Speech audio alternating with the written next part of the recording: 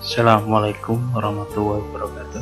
Ketemu dengan saya di pertemuan yang kedua, yaitu tentang filsafat ilmu.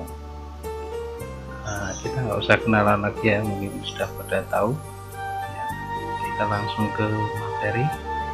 Baik, yang pertama, pengertian filsafat ilmu. Dari segi unsur katanya, filsafat ilmu dapat dimaknai sebagai filsafat yang berkaitan dengan atau tentang ilmu.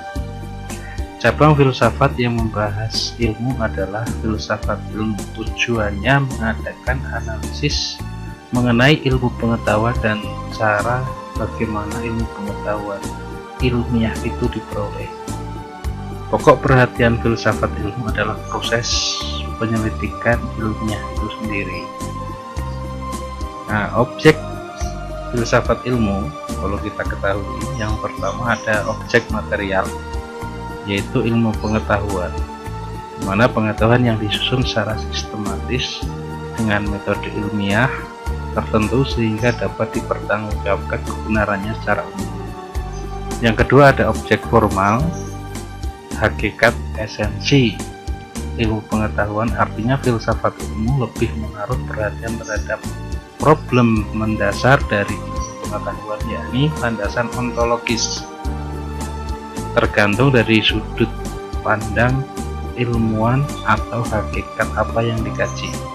Terus ada epistemologis, prosesnya ya, sumber pengetahuannya, dan aksiologis, sikap etisnya. Nah, di sini juga ada 3 cabang besar filsafat ilmu. Yang pertama ada ontologi, atau disebut dengan teori hakikat, ya, hakikat benda, realitas, dan sesuai dengan penampakan.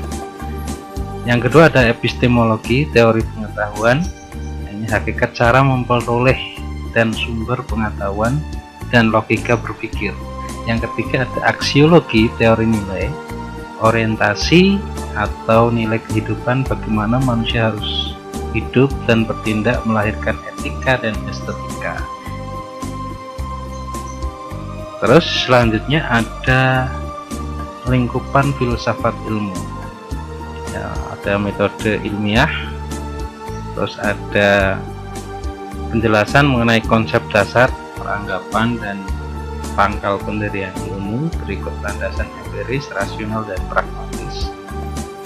Terus aneka telaah mengenai saling berkaitan di antara berbagai ilmu dan aplikasinya bagi suatu teori alam semesta.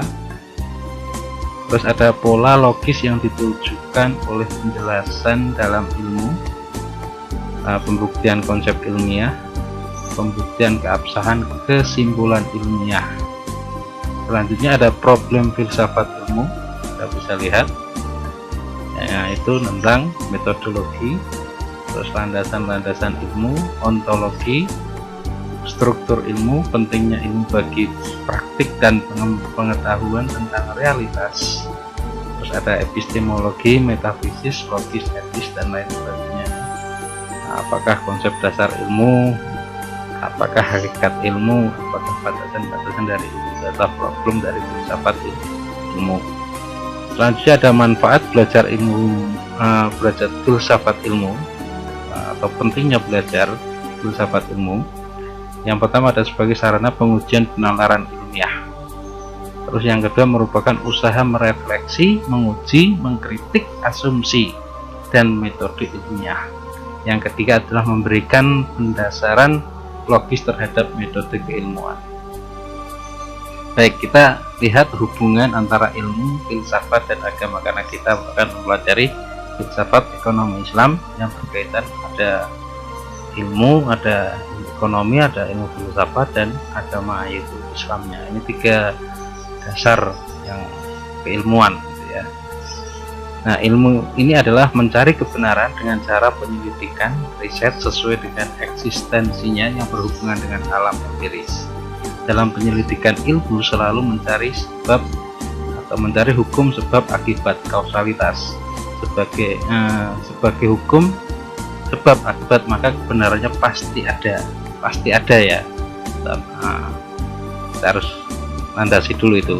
Yang kedua, menemukan agama. Agama ini menemukan konsep kebenaran yang bersumber daripada wahyu, dari wahyu. Kebenarannya bersifat mutlak, absolut, sebagai kebenaran tertinggi. Tolong digarisbawahi. Nah, ya, ini ada ilmu kebenarannya bersifat empiris, perlu dibuktikan. Filsafat kebenarannya bersifat spekulatif, bisa benar, bisa salah, spekulatif ya, berdasarkan nalar dan logika. Keduanya bersifat nisbi, ya, filsafat dan ilmu itu nisbi. Sedangkan agama kebenarannya bersifat mutlak, dalam penentuannya selalu perlu perumusan. Maka ada Al-Quran, ada hadis, ada ijma, qiyas, dirumuskan ya. Nah, hubungan ilmu, filsafat dan agama ini menurut Albert Einstein ini mengatakan dengan singkat apa yang dikatakan, science without religion is blind, religion without science is blind. Ilmu tanpa agama buta, agama tanpa ilmu lumpuh. Nah, apakah setiap manusia mampu berfilsafat? Tidak juga. Maka harus mengikuti rule of game atau aturan bermain. Bagaimana? Kita lihat.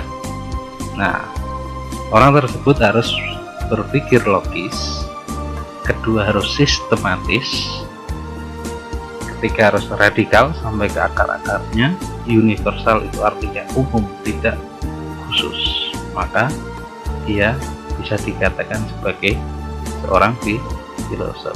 Nah, maka dengan menginjakan keempat aturan main tersebut, maka bisa menjadi seorang filosof. Terima kasih.